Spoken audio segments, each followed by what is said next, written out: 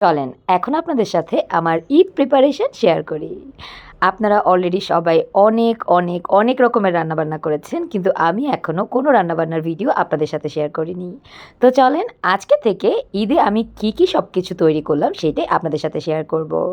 ঈদের সময় কিন্তু আমার বাসায় অনেক স্পেশাল কিছু গেস্ট এসেছিল। মূলত তাদের জন্যই আমার এই আয়োজন। বলতে কিন্তু শুধু ঈদের দিনকেই বোঝায় না। ঈদ পরবর্তী ৪-৫ দিনও ঈদের আমেজ লেগে যায়।